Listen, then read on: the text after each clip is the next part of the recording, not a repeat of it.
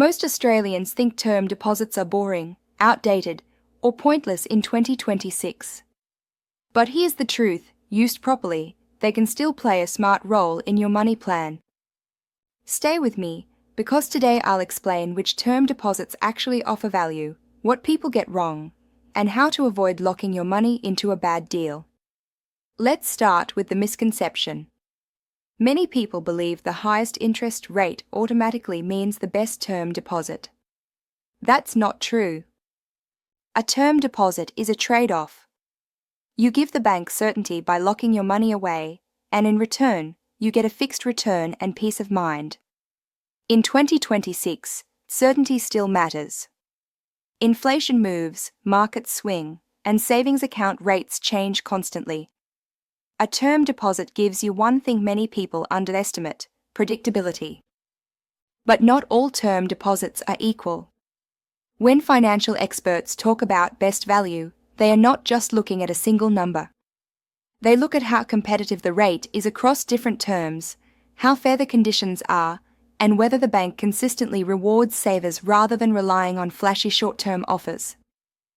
In Australia, smaller and mid-sized banks often compete harder for deposits than the Big Four.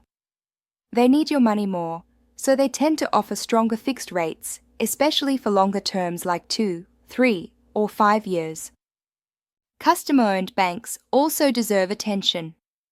Because they don't answer to shareholders, they can sometimes return better value to members. That can mean higher rates, fewer penalties, or more flexible conditions if your situation changes. Another group worth understanding is newer boutique banks.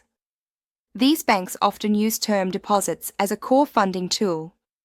That's why they may offer competitive long-term rates designed for people with specific goals, like saving for retirement or preserving capital. Now let's talk about why term deposits still exist when high-interest savings accounts are everywhere. The answer is stability. Savings account rates move quickly. What looks attractive today can drop in a few months. A term deposit locks your rate in, protecting you if rates fall. But there's a catch. You lose flexibility. If you need your money early, you may face reduced interest or penalties. That's why term deposits should never be used for emergency funds. They work best for money you are confident you won't need during the term. Another mistake people make is ignoring inflation. A 5% term deposit sounds great, but if inflation is close to that level, your real return is much lower. Term deposits are about capital protection first, growth second. So who should actually use term deposits in 2026? They make sense for people who value certainty, retirees protecting savings, or anyone setting aside money for a known future expense. They also work well as part of a diversified plan, not as the only strategy. Before choosing one, ask yourself 3 simple questions.